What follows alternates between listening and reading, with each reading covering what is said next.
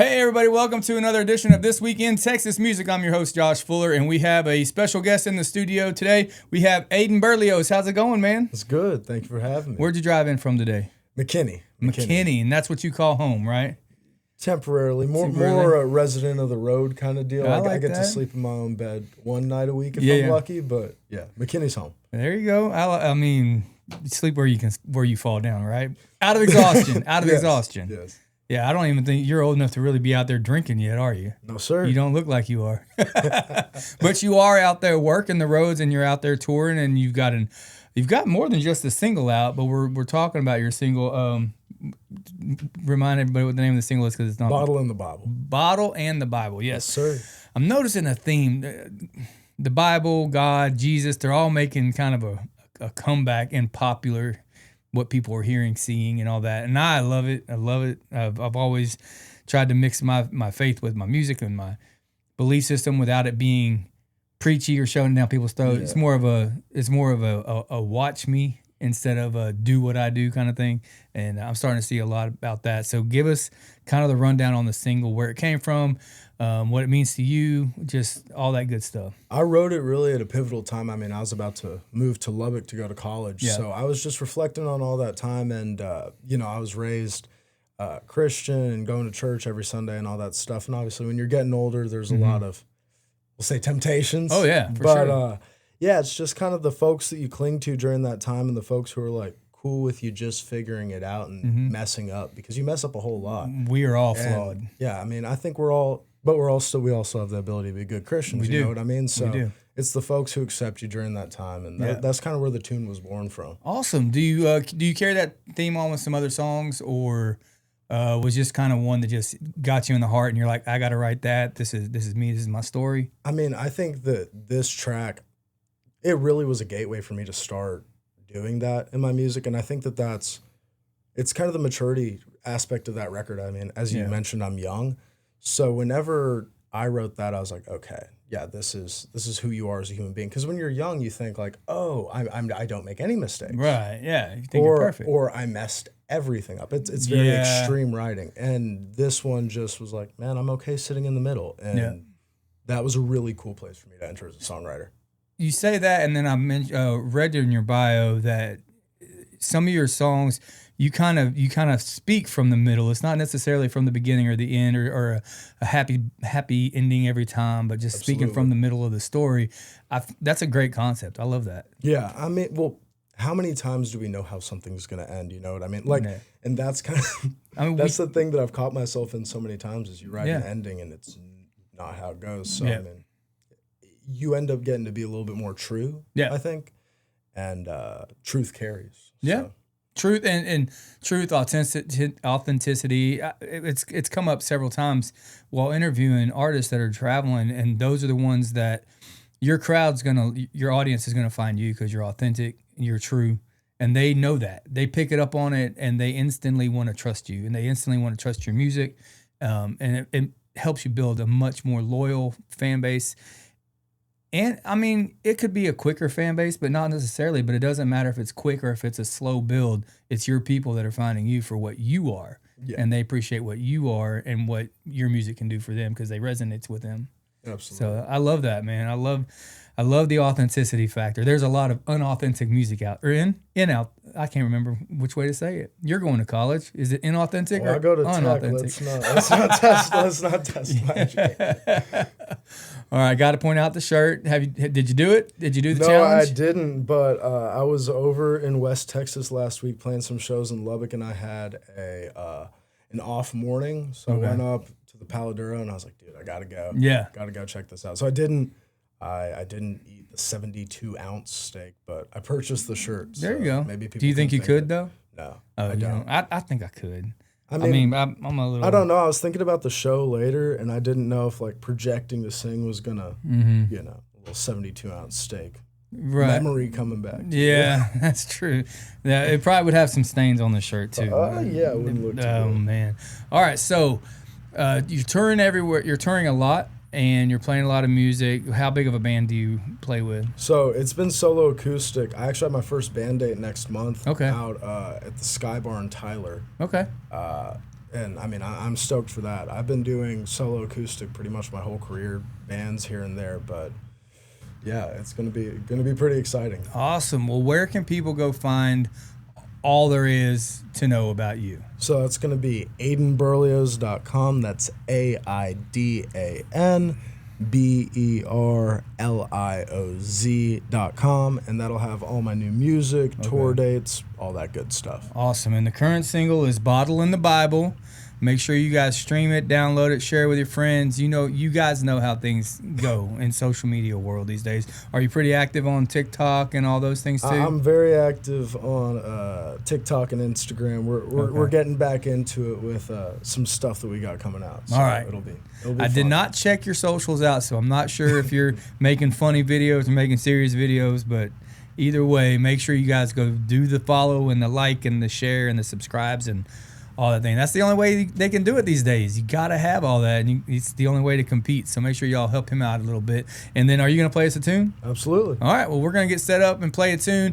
For the rest of you, you know that at midnight tonight, the rest of this conversation will come out. I don't know what we're going to get into just yet, but we're going to get into it, and we're going to have a lot of fun. So make sure y'all go find the rest of the podcast and tune in and like and subscribe that too, so that we can get traction on there. But until then, let's get him set up with his guitar, and maybe y'all go stream his album until midnight. How about that? Sounds good to me. Yeah. Thanks for stopping by. Hey y'all, this is Aidan Berlioz here on K-Star Country. This is my single, Bottle in the Bible.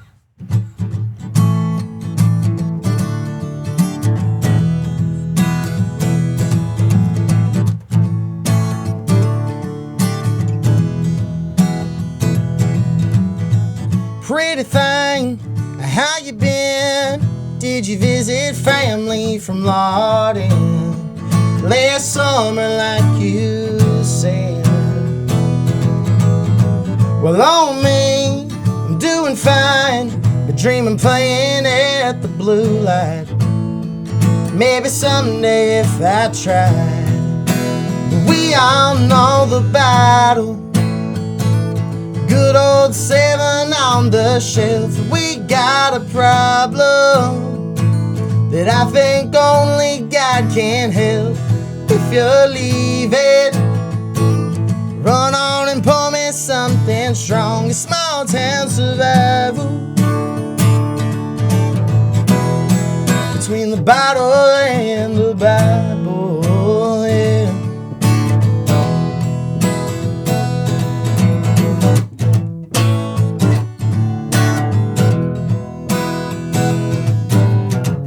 Call me up and tell me, babe, how your friends are. Whoa, and I'll say mine's a drunk. What's it been? Oh, about a month since we broke up. Yeah, that's a messed up way to love. But we all know the battle.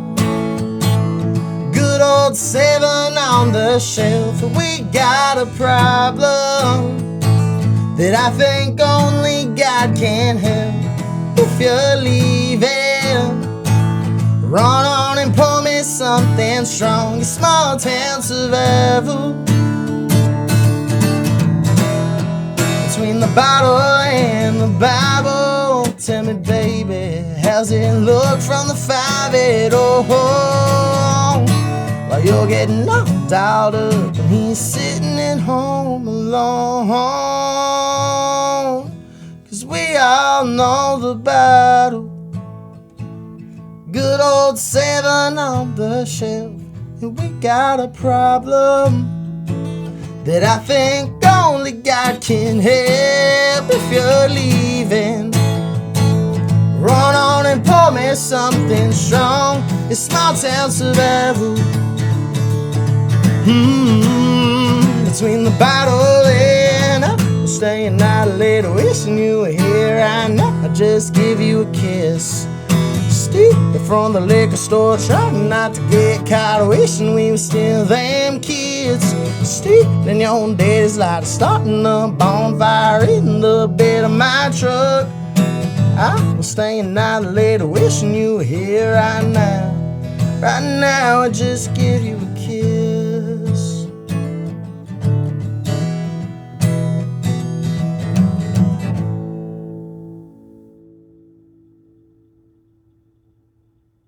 right, welcome back, everybody, to This Week in Texas Music here with Aidan Berlioz, and that was a good tune, man. Thank you so much. My favorite part about it is, I wish you would think, as long as I've been in the music business, I'd know the term for it, but the wish, you know, the going up and the down. Yeah. I like when people find clever ways to kind of suck you back into the song, so you don't get sucked into the monotony of it, because it's a pattern. We play chords in a pattern. Absolutely. We match our syllables in a pattern, so you can get kind of tuned out on stuff, but it's a good way to keep them in. Yeah, well, I wouldn't have cut that tune without the outro chorus, because I think that's what, to me, that's what made the song, because the whole thing, like I mentioned, it's very young, and it reminded me of, like, you know, being out at the lake with all my baseball buddies and stuff like that, and you're running around, and it's very carefree. But if you look at the words are like, you're mourning this kind of loss of youth, but it's the melody is just so hooky and happy. Fun and light and non-serious. It's kind of good when the melody can be fun, and then as you get to know the song better, you're like, oh, this is kind of deep. Yeah. Okay. Yeah, absolutely. Oh, man. So you did mention baseball. That's the magic word. Ding, ding, ding, ding, ding. Anytime you want to get me talking. I got a kiddo that plays ball. He's a junior in high school now and playing ball. So how many years did you get to play? I played all the way up through high school. I stopped my senior year because I picked up a ton of shows. And I did like 84 shows that year. So it just really collided with baseball. But no, I mean, I did the whole 9 yards, I'm sure, as you know, having a kiddo in it. So all the little showcases, the perfect games, the going to D3 colleges, random camp. And anymore, you're delusional if you think you're going to come out of high school going to a D1 school. Oh, you got the portal and you got all that stuff. And so my kid's looking at NAIA schools and JUCOs and all that because he just wants to play ball. He doesn't want more school. The last thing he wants is more school, but he realizes it's kind of an unnecessary evil. Don't get me started on what I think about that. But a heck of a ball player. What position did you play? I played the corners. I pitched a little bit until people started hitting the ball really far, and I was getting like whiplash from looking at it. But no, I played third base and first base. Okay. So, I mean, I was like that kid that could hit pretty well, but couldn't field. So they were just like, let's stick him over here. There's only one in every now and then chance it's going to come there. Yeah. They put my kid at third this year. He was middle infield for a while. All through tournament ball growing up, 12U. I think up to 12U, he was the catcher. And then he was the only one that could catch, and then he got kind of stuck there. And then he got a good coach, and he's like, I don't care where you play before, get out there and earn the spot you want. He put in a lot of work, became a shortstop, and then he got stuck there for a while. And in high school, you just never know what you're going to get. It doesn't matter what you show up and tell them what position you play. The coach is like, no, that's not you. You're over here. High school's the same beast. It is. It's totally different. But yeah, man, so no college ball for you? No. Okay. No, I mean, the way that I say it is, if I stuck on the baseball path, it might have been a possibility, but the second that I got a guitar in my hands, you could just see me slowly peeling off from baseball and stuff. So and make a cool little think of this for your next TikTok video, but kind of that transition where you put the baseball bat down and then you look at what someone says your name or something, and then you look back and go to grab it, but it's a guitar now. And then you turn around and start that's playing. promo for the next song. Yeah, there you go, man. Don't charge me, please. only royalty. Yeah, so you have to make money for me to make money. Other than that, we're good. Okay, we'll split the quarter that I get from streaming. Well, so you did baseball. Anything else you did in high school or younger ages that has either carried on or just you just were really into it and then you just kind of bypassed it for music? I mean, I grew up. I mean, it was pretty much just baseball. Yeah. I mean, I went fishing a little bit with my buddies. Played all the sports. So basketball, football, all that. Okay. I golf here and there if I can on the road, but. Well, we can go play right after this interview if you want. I have somewhere to be, unfortunately. Yeah.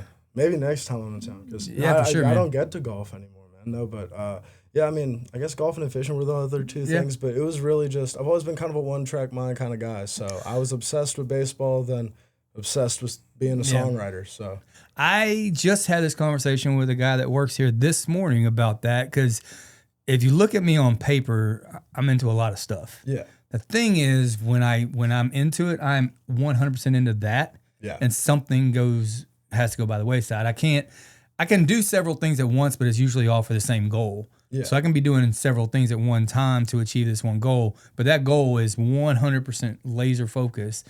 And so when I started getting into, I got into radio and then I got into videography and photography.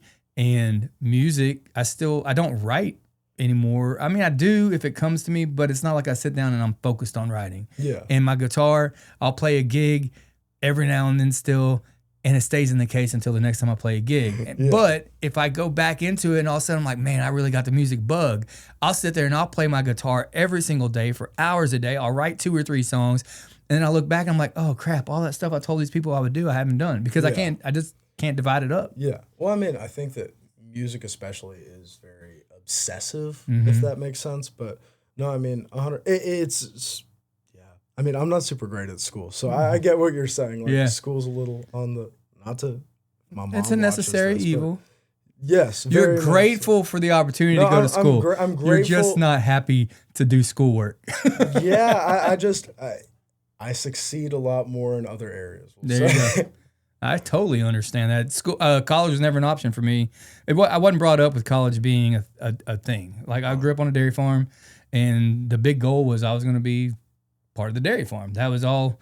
College, what, and so it wasn't ingrained in me to have that desire. So I just didn't push for it. And so I wish I did, though, because it seems like a lot of musical growth for artists in Texas, especially, came from guys that they discovered it in college. They discovered they could have their buddies come over and drink some beers and eat some barbecue and listen to their music, and then it built and built and built, or they got in good with a frat or a sorority or whatever, and then that builds. I mean, when you have a fan base that's a fraternity or a sorority, that's every college you go to. You put butts in seats everywhere you go. They just send out the little newsletter. Yo, this is one of our brothers, one of our sisters, whoever it is, and bam, you got butts in the seats. And if you can back it up, you got a fan base. It's awesome. I mean, that's definitely the culture out in Lubbock from what I've seen. I left too soon to reap any of those benefits or to really get involved in that. But no, I mean, you're at Tech, you said, right? Yes, sir. Wasn't Abbott from Tech? Josh Abbott from Tech? Josh Abbott, Wade Bowen. All those guys are the reason I'm out there. But it's just, I think that being anywhere in college and having kind of that, especially somewhere like Lubbock where there's not a lot to do, you have people caring a lot more about the music. And no matter what group it is, you're young, you have a little friend group. So it's easier to get people in the seats. It is. And again, you got to back it up, right? Yeah. That's the thing. You can have all the hype in the world. If you don't back it up, Not getting booked. It'll last a little while, but you're not going to get to where you are. You're releasing albums, you're on the radio, you're doing the thing. So it helps to put in that work. What style of show do you have? Well, you're saying you're going to have your first full band show. What are you aiming for? What style of present stage show are you looking for? I mean, the same thing that I built kind of with my acoustic deal. I was raised on songwriters, so I love those intimate moments that you can have, but everything else I want to be as high energy as possible. So I play like college bars and stuff. Okay. I want people moving. I want people to have fun. If there's a bad decision or two to be made, maybe a song of mine encourages it. There you go. But keeping that area so high energy so that when you do drop it down to maybe do like a Chris Knight cover or something, or maybe an unreleased song that I have that means a lot to me, everyone's like, oh, this is the moment. Right. So I guess like high energy moment harvesting, I could say. Hey, that works. In 2026, that makes sense. You couldn't have said that in 1995. People are like, you're harvesting what? You couldn't have got away with it. But that makes a whole lot of sense now. Everything seems to be a harvest of some sort. But no, that's great. I even noticed when you were just in here, I'm the only audience member you had. I mean, obviously, people are going to watch the video. You have that in mind, that people are going to see the video. But for the most part, you're here, just me and you. But yet, you still got the big smiles. You still got the energy matches the tone of the song, and not everybody pulls that off. So you're on the right track with that. And if that just expands to the full band show, you're gonna have a great time. Yeah. Thank you. Hopefully the chemistry works out. That's what I'm hearing is the big hurdle. So some bands struggle and never have that pure chemistry. You will find one or two guys that is like, that's my guy. Yeah. And I trust him, and I'll take his advice. And at the end of the day, it's your show. It's your name on the marquee. So you do what you got to do. But I got lucky in the fact that there was only a few band members that came and went. But for the most part, I told you off mic, I've been doing this probably close to 30 years now, and there's been different iterations of the band. But my new guy as my bass player has been with me 16 years, right? And my guitar player has been with me longer. My drummer that I have now was the same drummer I met at an open mic night before I had a band, right? They're loyal, I'm loyal, to a fault in a way. And you will find those bad characters that come in, and you just got to get them out. Just see it. If they're a problem, get them out right away, because there's so many talented, good people out there that want to play. They just need the right spot, and sometimes they're these bad people with cancerous, toxic personalities are taking their spot, you know? So let's hope that's not the case. Just trust your gut, man. Trust your gut. Tell everybody to leave their ego at the door, and, you know, that's the only advice I could give you from an old dog to a new one. But all right, so you play a lot of bars, college bars. Give me one crazy story of you performing on stage and something crazy that happened. Oh, I'll just say the most recent. It was near February 28th. So, you know, I was covering that song, and I did it later in the set. And I'd never seen a reaction like this. I mean, I think every bar top, it was a show in Wichita Falls, by the way, but every bar top had someone standing on it. Everyone was like either making out or doing something. It was very, well, I mean, I was looking down because I was like, okay, let me make sure I get the chords right or whatever. And I look back up and it's this scene, and I was like, oh. So they decided to choose the bottle over the Bible that night. I guess so. I think that they made that choice long before the decision to do all that was made. That makes for a fun show, though, when they're being crazy until it goes, you know, sideways. Luckily, it was a little bit well, because I have had that where it gets a little too rowdy, and then, you know, so maybe the show has to end prematurely. Yeah, but, I think I've gotten pretty lucky. I was racking my brain right now trying to think. I don't really think I ever have fights, like big bar fights, happen at any of my shows. But I did have a guy. We were playing a show. Local place here is no longer here. It's a different name now, but it was called Tumbleweed, Texas, and it's a big venue. And they used to have some big artists there, and I opened for quite a few of them when I was first starting out. But we're playing, and I see these paramedics come by with a stretcher. And then everybody's like at the front of the stage, you know, and they're cheering, they're doing their thing. And I realized real quick, I was like, okay, I can't let them see that, because if they see the stretcher and the paramedics and all this stuff coming in, they're going to turn around and look at that, not me. Yeah. And so I started just doing more crazy. I'm pretty energetic on stage too, but I can't remember what it did, but I'm just like, hey, y'all, watch this. And then I go up to the drum riser and I start beating on the cymbals, and I'm just doing anything I can to keep everybody's eyes on me. And sure enough, some dude that was playing darts had a cardiac thing. He survived. That's what I was told. He survived. But yeah, they came in, they put him on the stretcher, they treated him, hooked him up. They may have even done paddles on him. I don't know exactly what all happened, but all that's going on over there, and I'm just trying to keep these guys on me and not be distracted. I don't think the people that were watching our show ever knew that was happening, and we watched them wheel him out. And then later, of course, I'm asking like, dude, what happened? That could not happen. You get like a video on TikTok with you tagged. Yeah, exactly. You can't get away with that now at all. Like, can you believe he wouldn't even stop his show for that guy? Yeah. Local artist. Yeah, exactly. His music was so bad, he gave him a heart attack. Oh, Lord. Or partying so hard. Yep. Maybe. Positive spin. You never know. All right, so that's a pretty good story, though, man. Did you have video of that? I didn't. Okay, I'd like to link to that if they're dancing on tables and stuff. Yeah, maybe. Well, I'm playing there this Thursday. Maybe I can reinvigorate yeah, that. there you go. Bring it back to life. Yeah. Like, all right, ladies and gentlemen, I just told this story on a podcast, so we need a video for it. This time with more feeling and less clothing. I'm sorry. You said your mom's watching. More clothing, less feeling. There we go. Anyways, all right, man. So let's see. I'm trying to think of a couple more questions I could ask you real quick. Just get us into. Let's see here.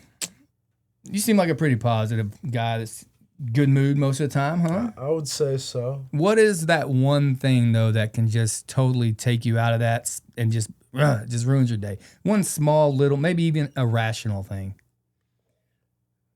I drive a lot, so like I'm super courteous because I'm on the road a lot of the hours that like people who drive like crazy freight and all that. Anyways. Yeah. But.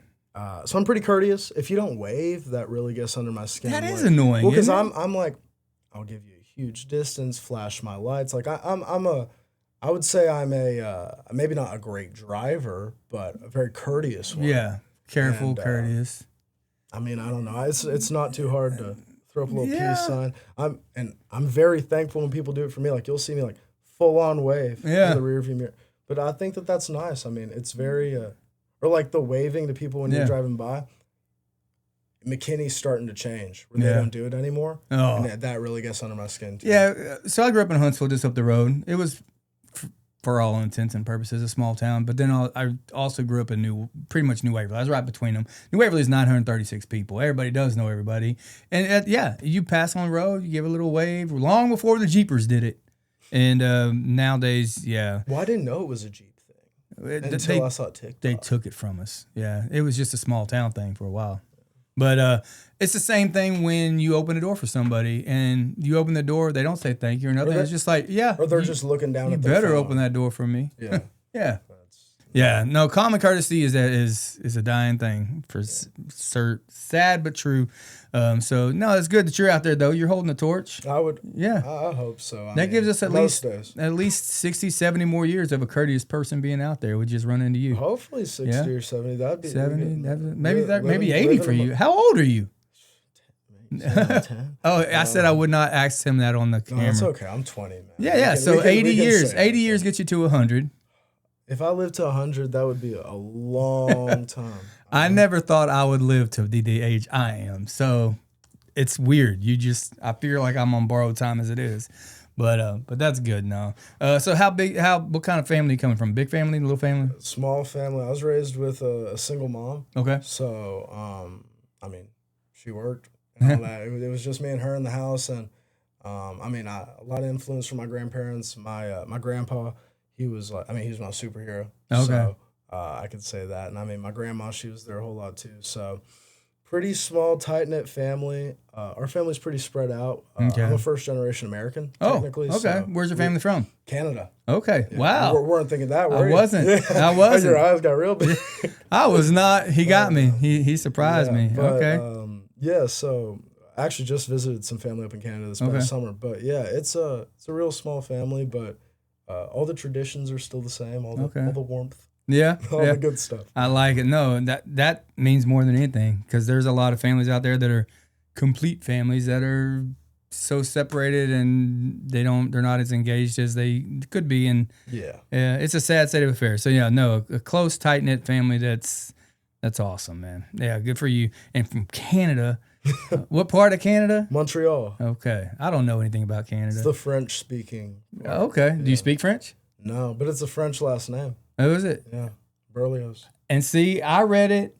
Yeah. I read it as more of a Spanish name.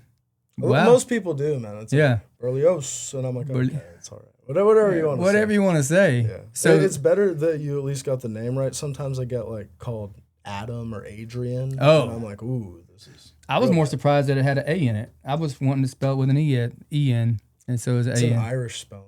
We're So- getting into all Now the- you're Irish, French, Canadian, Texan. It's true. It is Okay. true. Well, I identify more with the last. were you born here in Texas then? Yes, sir. Okay, Born so- and raised.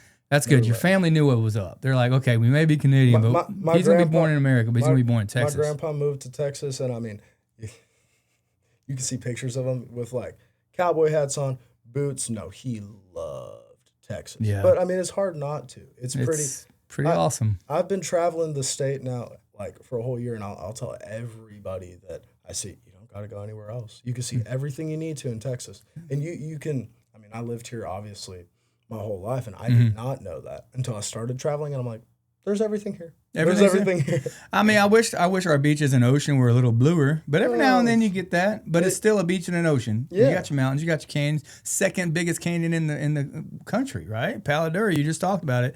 I love that. We were watching. Have you been down in there to like where they have the stage and everything? Yeah, the stage area was empty, and I went and I took my guitar over there. Oh, and did you? I played a little bit because I was like, I had nothing to do. I was like, Could you hear it echoing off the canyon? I Canyon? didn't play that loud. No.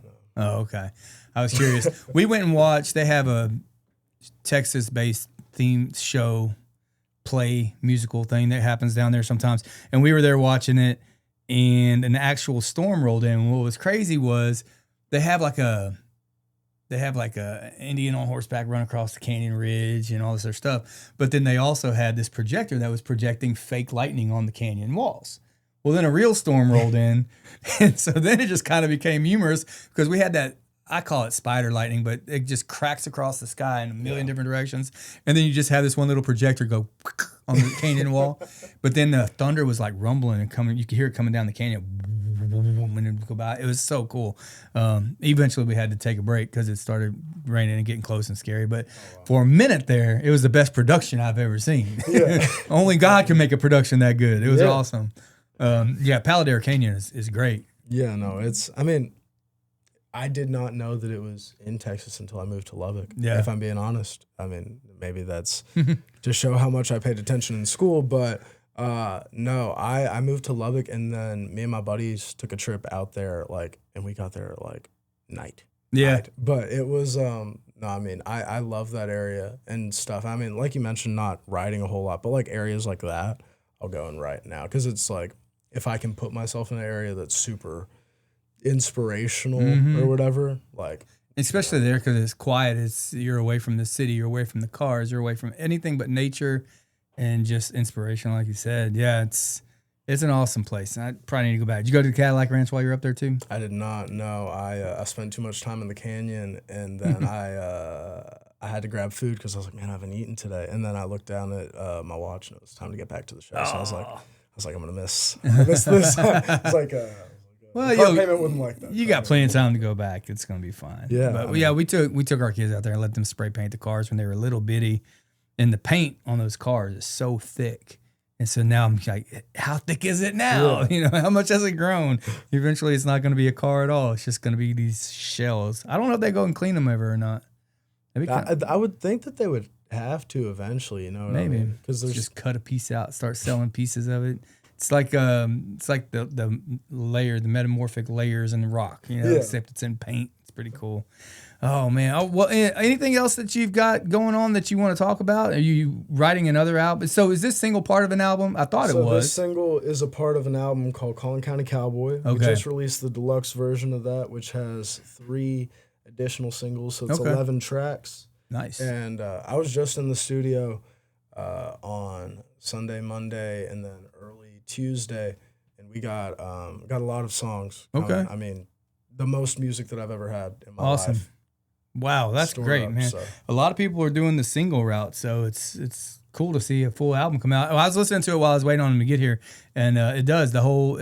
I think I got through 3 or 4 of the songs, and it's just great feel, great vibe. Drive time music is like nighttime driving music is what I was feeling. So, it was good stuff. Yeah, it was definitely created in a car, so I definitely would have that feeling. But I was created in a car too. Sorry, Mom. No, I'm just kidding. I was not. I don't think. Maybe. I know my mom went into labor at a roller rink. Oh, wow. Yeah, while she was skating. So she went skating at a roller rink. She was actually trying to, like when women get close to having a baby, they're like, oh, I got to walk. I got to do this. I got to try to make it happen. Get out of my belly. You're evicted. And she went roller skating. Yeah.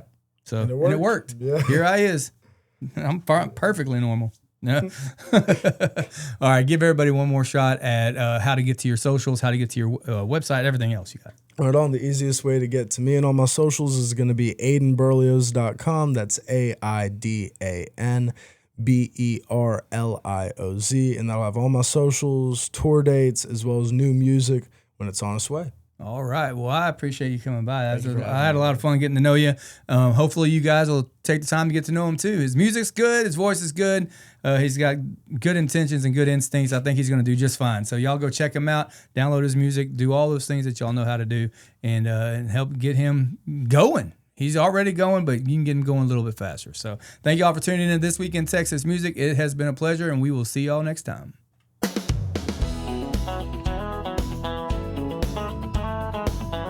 Well, that'll do it for another This Week in Texas Music. We'd like to thank everybody for stopping by. We'd like to thank our guests. We'd like to thank you, the listener, out there. Don't forget to share this podcast with your friends and family.